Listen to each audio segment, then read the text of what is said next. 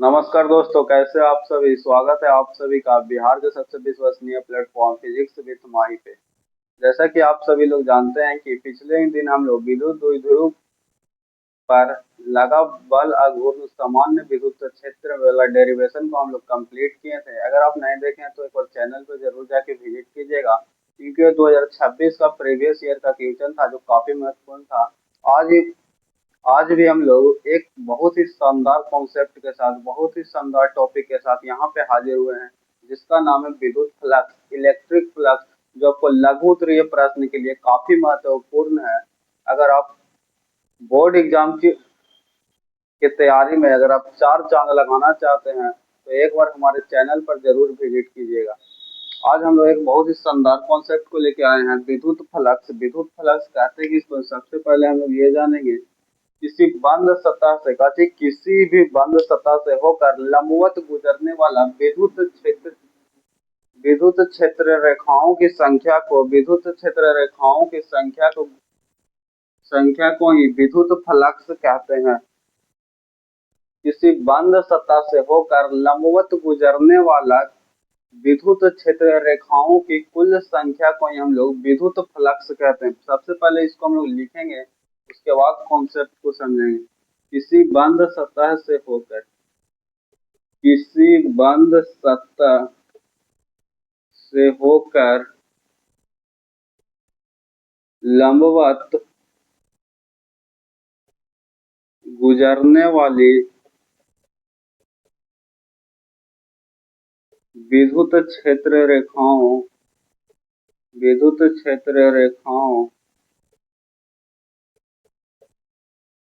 के कुल संख्या को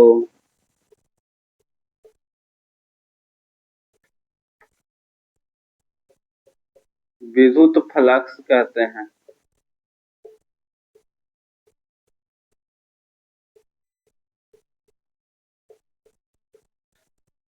डेफिनेशन का बोल रहा है, किसी भी बंद सतह में, किसी भी प्रकार का आप बंद सतह लीजिए। मानिए कि हम ये एक बंद सतह लिए हैं, किसी भी बंद सतह से होकर लंबवत गुजरने वाला विद्युत क्षेत्र रेखाओं की संख्या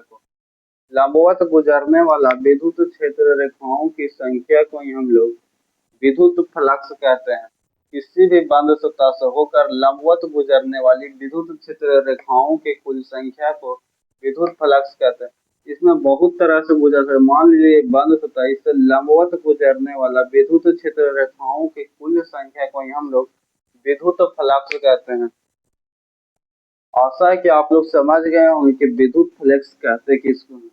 किसी भी प्रकार के बंद सतह हो, उससे अगर लंबवत कोई भी विद्युत क्षेत्र रेखा अगर गुजरती है तो उसी को हम लोग विद्युत फ्लक्स कहते हैं। विद्युत फ्लक्स बराबर फार्मूला होता है फाई बराबर ई ए, ई डॉट ए। तो इसको फाई बराबर हम लोग और क्या लिख सकते हैं, ई का ई हो जाएगा, ए का ए होगा। डॉट हटता है तो हमेशा कॉस थीटा आता है। क्या आता है? Cos theta. जैसे कि एक फॉर्मूला ये हो गया और एक ये हो गया। आप लोग को बताए थे कि साइन थीटा हटता है तो क्रॉस आता है, चाहे क्रॉस हटता है तो साइन थीटा आता है, और डॉट हटता है तो कॉस थीटा आता है, या तो फिर आप कॉस थीटा हटाइएगा तो फिर डॉट लगेगा। अगर आप छोटे से भाग के लिए अगर आप फ्लक्स निकालेंगे तो छोटे से भाग मतलब कि डी फाई बराबर ई हो जाएगा। तो क्षेत्रफल भी हो जाएगा हमको छोटे से भाग का ई डी ए। इसी फार्मूला से लिखेंगे कि डी फाई का डी फाई, ई का ई और डी का डी ए। डॉट हटेगा यहाँ भी तो कॉस थीटा आएगा। डी फाई बराबर कॉस थीटा। सबसे पहले हम लोग विद्युत फ्लक्स निकालें। विद्युत पहले हम लोग छोटे से भाग के द्वारा फ्लक्स निकालें। किसी भी एरिया का फ्लक्स निकालने के लिए सबसे पहले हम लोग छोटे से भाग का फ्लक्स निकाले हैं। डी फाई मतलब छोटे से भाग का फ्लक्स, ई डी ए होता है, डॉट हटा तो कॉस थीटा। अगर हम लोगों को पूरा भाग पर, छोटा सा भाग पर ये होता है तो पूरे भाग पर निकालना है। पूरे भाग पर निकालने के लिए हम लोग एक बात बताए थे कि किसी भी डेरिवेशन में आपको कुल निकालना रहेगा तो आप सीधा सीधे इंटीग्रेशन कर दीजिए।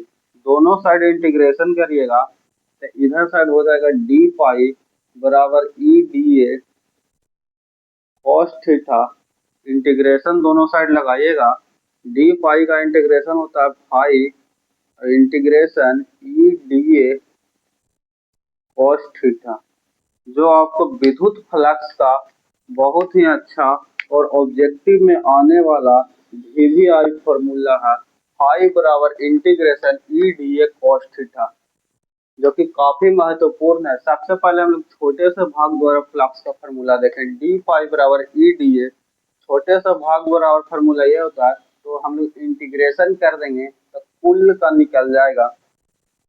इसी का कुछ कॉन्सेप्ट है, इसका एसआई मात्रक देख लीजिए, एसआई मात्रक न्यूटन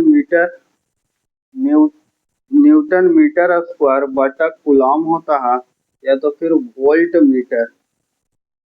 एसआई मात्रा का जो था न्यूटन मीटर स्क्वायर बटा कूलम बराबर या तो फिर वोल्ट या तो फिर मीटर। इसका बीमीय सूत्र देख लीजिए, बीमीय सूत्र का हो जाएगा, न्यूटन का हो जाएगा एम एल टी के पावर -2, कूलम का हो जाएगा 80, अच्छा ऊपर में मीटर स्क्वायर है तो एल स्क्वायर, एम का एम रहेगा ऊपर, एल एल क्यू हो जाएगा, एल स्क्वायर और एल मिलके एल टी के पावर -2 है, एक टी ऊपर जाएगा, टी के पावर -3 हो जाएगा, टी के पावर -3 हो जाएगा, और ए का पावर -1 हो जाएगा। ये आपको क्या चीज जाएगा, बीमीय सूत्र। बीमीय सूत्र इसका हो जाएगा एम एल क्यू टी के पावर -3 ए के पावर -1। कैसे आया, न्यूटन का पहले लिखेंगे एम एल टी के पावर -2, मीटर स्क्वायर को होगा एल स्क्वायर, कूलम का होगा 80, इसी को ए को भी ऊपर ले जाएंगे, टी का भी ऊपर करके लिखेंगे, तो एम एल क्यू टी के पावर -3 ए के पावर -1 होगा। उम्मीद है कि आप विद्युत फ्लक्स के बारे में इतना जान गए होंगे। और यह एक कैसा राशि है, यह एक अदिश राशि है। कैसा राशि है, अदिश राशि। आपको थोड़ा सा कॉन्सेप्ट को बताने के लिए डिफिनेशन लिख लीजिएगा, इसका एक और कंसेप्ट समझिए विद्युत फ्लक्स के बारे में। मान लीजिए कि थीटा, ये अगर फार्मूला है तो मान लीजिए कि थीटा बराबर अगर 0 डिग्री, थीटा बराबर अगर 0 डिग्री है, कॉस 0 डिग्री रखिएगा तो 1 हो जाएगा, कॉस 0 डिग्री बराबर 1 हो जाएगा, तो ई बराबर इंटीग्रेस ई ए कॉस थीटा, ई ए कॉस थीटा हो गया, तो ई बराबर ई ए कॉस थीटा के जगह पे रखेंगे 0 डिग्री, कॉस 0 डिग्री बराबर 1 होता है, तो ई बराबर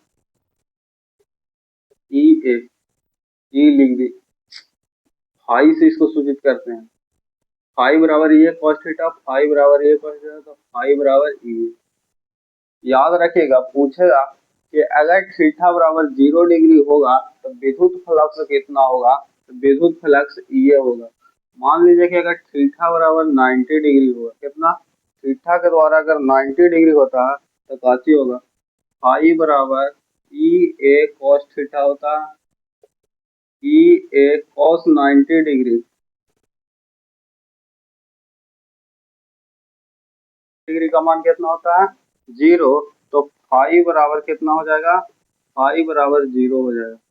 बोलेगा बताइए कि विद्युत फ्लक्स का मान 0 कब होता है, तो जब थीटा बराबर 90 डिग्री रहेगा तो विद्युत फ्लक्स का मान है जो 0 होगा। यदि हम बोले कि थीटा बराबर अगर थीटे रह गए, थीटा के जगह पे कुछ भी रहे, मतलब कि थीटा में कितना रहेगा तब कितना होगा, तो फाई बराबर ई ए कॉस थीटे रह जाए।